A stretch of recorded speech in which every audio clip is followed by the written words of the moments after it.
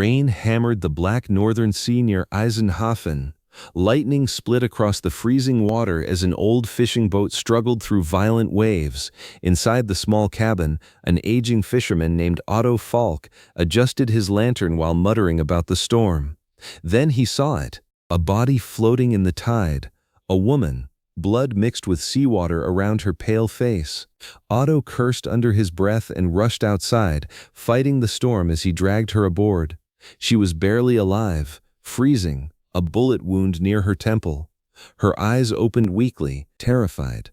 Not weak. She grabbed Otto's coat tightly. "Don't let them find me." Then she lost consciousness. Morning rain tapped softly against the windows of a quiet suburban home outside Eisenhafen.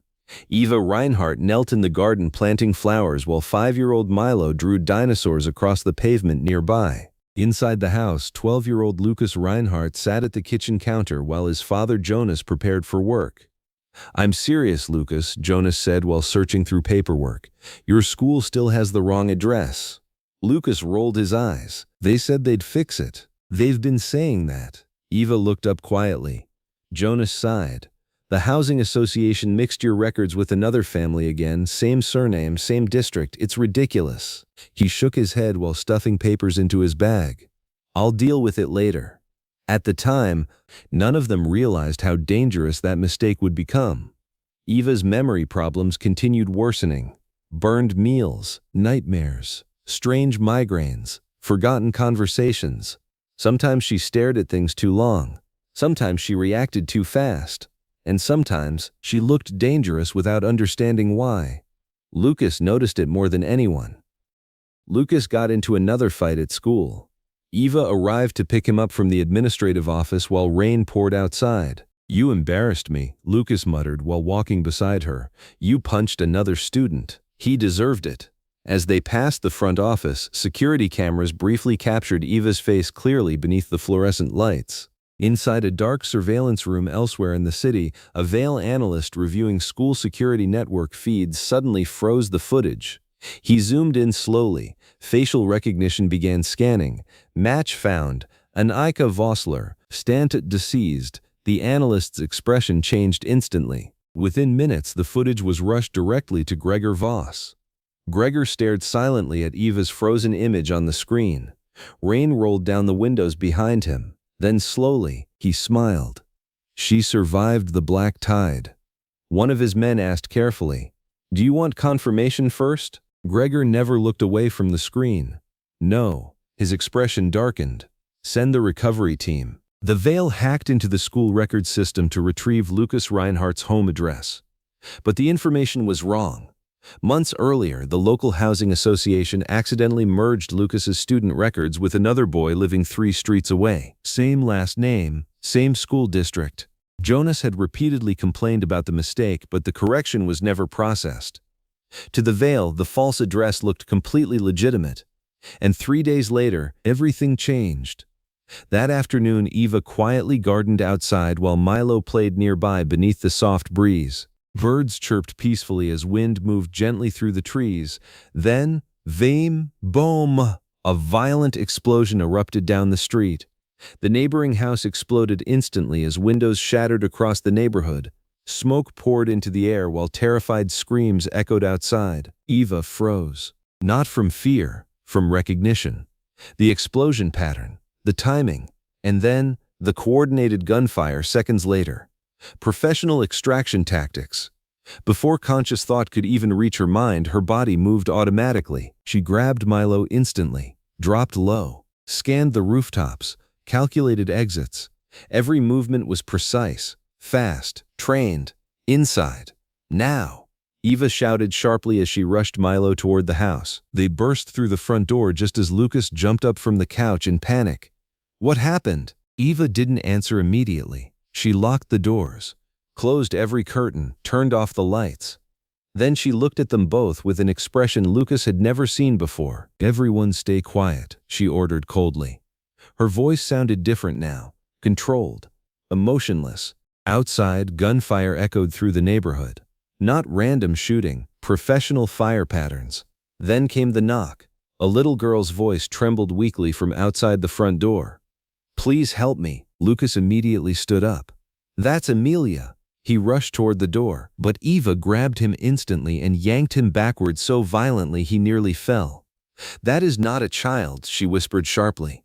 Complete silence filled the room. Then, slowly, the doorknob moved. A shadow shifted beneath the doorway while everyone inside froze completely. Finally, a man's voice whispered softly from outside the house. "You saw wrong. No one's here." Several long seconds passed. Then the footsteps slowly retreated into the rain, and in that moment, Eva's fear began to grow. Because deep down, she already knew this had something to do with her. A few weeks after the massacre, the house no longer felt safe. Eva barely slept anymore. Every sound mattered. Every passing car made her freeze. She stopped gardening completely, and the curtains remained closed almost every day. Most nights, the lights stayed off while silence swallowed the house whole. Jonas watched her carefully now. Disturbed, confused, afraid. One afternoon, he came home earlier than usual and immediately froze near the doorway. Eva stood silently beside the front door, holding a hammer tightly in one hand while staring into the darkness outside. "Eva?" Jonas called carefully. She blinked slowly, almost like she forgot where she was. Then, little by little, the hammer lowered. But Jonas saw it now. Whatever happened to her, it was dangerous. Meanwhile, Gregor's men quietly monitored the aftermath of the failed operation from inside a dark surveillance room filled with glowing monitors and security feeds.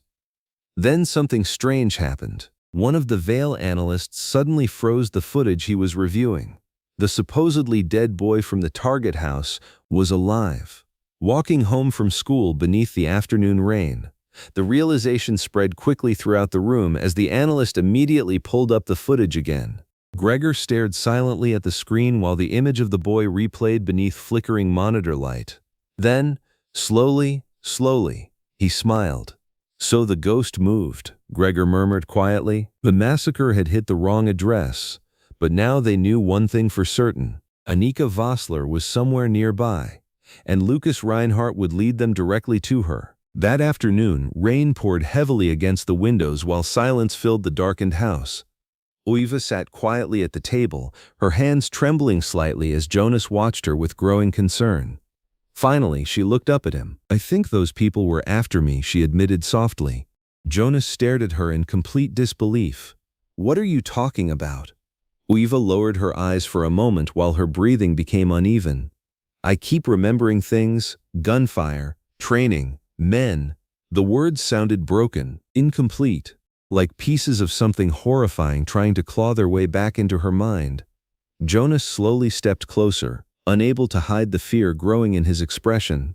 "Eva, who are you?" But before she could answer, someone else heard everything. Lucas stood silently in the hallway, frozen. His face slowly fell apart as the realization finally hit him. The family next door was dead, because of her, because of them.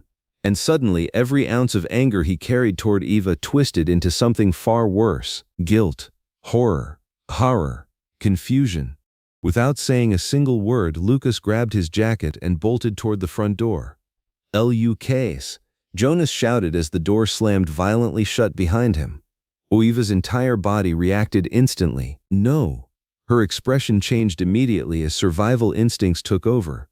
She spun toward Jonas sharply. "Lock the doors." Jonas stared at her in confusion. "What?" "Do you not open this house for anyone?" Eva ordered coldly. Then, without another word, she rushed out into the storm after Lucas while rain swallowed the street outside. Lucas wandered through rain-covered streets emotionally destroyed. Behind him, a black vehicle quietly followed from a distance. He never noticed. Then the two school bullies spotted him. "Well, look who's crying now," one of them called out with a grin. Lucas ignored them and kept walking. But the bullies followed. When he suddenly broke into a run, they chased after him. Lucas sprinted into an abandoned riverside factory, hoping to lose them among the rusting machinery. Instead, they followed him inside. Rain hammered the old building while broken metal signs creaked overhead. Hanging chains swayed gently in the darkness. Lucas backed away as the two bullies slowly circled him between rusted equipment. "You gonna cry to your crazy mom again?" one of them mocked. "Shut up," Lucas snapped. He shoved the bully backward. Before the fight could continue, headlights flooded the factory entrance. Everyone froze. Black vehicles rolled slowly into the building through the rain. One, then another, then another. The doors opened. Masked men stepped out, armed, at least 12 of them. One assassin pulled a photograph from his pocket and compared it to Lucas. Then he smiled. Found him. The color immediately drained from the bullies' faces. "What the hell is this?" one of them shouted. Before anyone could move, an assassin grabbed Lucas violently and shoved a gun against his head. Then, wham! An iron pipe exploded out of the darkness and smashed directly into the assassin's face. The man crashed backward instantly. Everyone spun toward the shadows. Flashlights snapped upward. Gun barrels searched the darkness. "Where is she?" one assassin shouted. Then Eva attacked. She exploded from the darkness like a ghost. Fast, brutal. One assassin fired. Eva dove sideways as bullets ripped through metal beams. She grabbed another attacker in mid-motion, twisted his rifle away, and fired twice before two nearby assassins could react. The factory erupted into chaos. Gunfire echoed through the darkness. The bullies screamed. Lucas stood frozen in shock. Another assassin rushed Eva with a knife. She caught his arm, snapped his elbow backward, and slammed his head into a steel pillar. A second attacker charged from behind. Eva spun low, grabbed the fallen iron pipe, crushed his knee, and struck his throat. Then she reached Lucas. Her eyes locked onto him sharply. "Get inside that pipe, now!" Nearby, a massive concrete drainage pipe rested against the wall, large enough for all three boys. Lucas hesitated. Eva grabbed him and physically shoved him toward it along with the two terrified bullies. "Do not come out for anyone." The boys crawled deep inside the pipe just as bullets exploded across the factory again. From inside the concrete tunnel, they could still see pieces of the battle through the opening. Muzzle flashes, shadows moving, bodies falling, gunfire flashing through the darkness, sparks exploding from the walls. The fight seemed endless. Then suddenly, it wasn't. The last attacker rushed Eva after running out of bullets. She smashed the pipe into his ribs, then broke his neck. Silence slowly filled the factory. Bodies lay everywhere. Rain dripped through the broken ceiling. Inside the pipe, the boys sat frozen. One bully stared toward the darkness and whispered, "What is she?" Lucas couldn't answer, because he didn't know anymore. Within minutes it was over. None survived. Eva finally emerged from the darkness breathing heavily. Blood was smeared across her cheek and a gun hung loosely at her side. She walked toward the pipe entrance. "Come out." The boys slowly crawled out, trembling. Eva's eyes immediately found Lucas. "Move." He obeyed instantly. No attitude, no hesitation. As they passed, one bully shook his head and whispered, "Holy shit." Eva didn't even look at them. Outside, rain poured across the empty street. She shoved Lucas into the passenger seat and started the engine hard. For several seconds, neither of them spoke. Only the rain tapped against the windshield. Finally, Lucas looked at her. Not with anger anymore. Not resentment. Shock. "Who taught you to fight like that?" he asked quietly. Eva stared silently at the road ahead. Then she answered with a voice that sounded older than her years. "Monsters." And the car disappeared into the storm. Like and subscribe for part 2.